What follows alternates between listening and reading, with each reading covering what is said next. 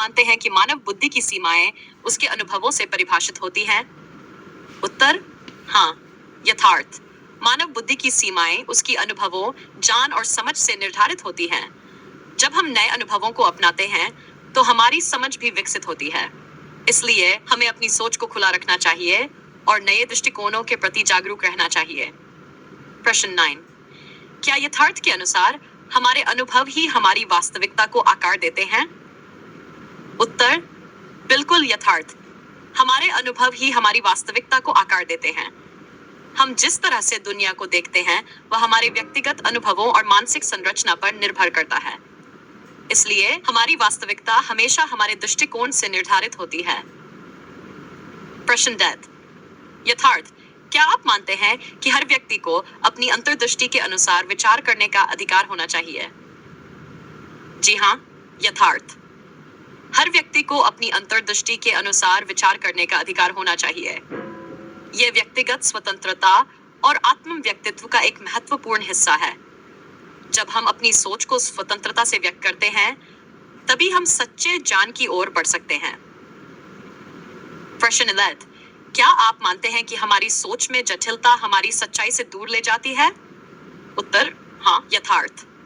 हमारी सोच की जटिलता अक्सर हमें सच्चाई से दूर कर देती है। जब हम अपने विचारों में उलझ जाते हैं, तो हम वास्तविकता को नहीं देख पाते। इसलिए आवश्यक है कि हम अपनी सोच को सरल और स्पष्ट बनाए रखें। प्रश्न 12। क्या यथार्थ को यह लगता है कि हम बाहरी दुनिया को समझने के लिए आंतरिक शांति की आवश्यकता होती है? उत्तर बिल्कुल यथार्थ। बाहरी दुनिया को समझने के लिए आंतरिक शांति बहुत जरूरी है। जब हमारे मन में शांति होती है, तब हम अपने चारों ओर की घटनाओं को बेहतर तरीके से देख और समझ सकते हैं। आंतरिक शांति हमें बाहरी वास्तविकता के प्रति जागरूक बनाती है। प्रश्न। क्या आप मानते हैं कि भ्रमित विचारों से निपटने के लिए आत्मविश्लेषण आवश्यक है?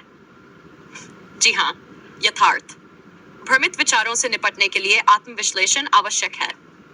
जब हम अपने विचारों का गहराई से विश्लेषण करते हैं, तो हम उन्हें स्पष्टता और समझ के साथ देख पाते हैं। आत्मविश्लेषण से हम अपने अंतर्मन को समझने में सक्षम होते हैं। प्रश्न। यथार्थ। क्या आप मानते हैं कि ज्ञान और बुद्धिमत्ता में अंतर है? उत्तर हाँ, यथार्थ। ज्ञान और बुद्धिमत्ता में स्पष्ट अंतर है। ज्ञान तथ्यों और सूचनाओं का संग्रह है, जबकि बुद्धिमत्ता उन ज्ञान को समझने, लागू करने और नई स्थितियों में निर्णय लेने की क्षमता है।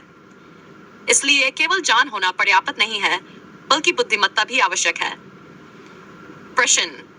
क्या यथार्थ के अनुसार जीवन की यात्रा में उद्देश्य की खोज सबसे महत्वपूर्ण है? उत्तर बिल्कुल यथार्थ।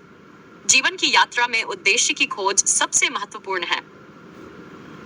जब हम अपने जीवन का उद्देश्य पहचानते हैं, तो हम अपनी ऊर्जा और प्रयासों को उस दिशा में केंद्रित कर सकते हैं। यह उद्देश्य हमें प्रेरित करता है और जीवन को अर्थ प्रदान करता है। इन प्रश्नों और उत्तरों के माध्यम से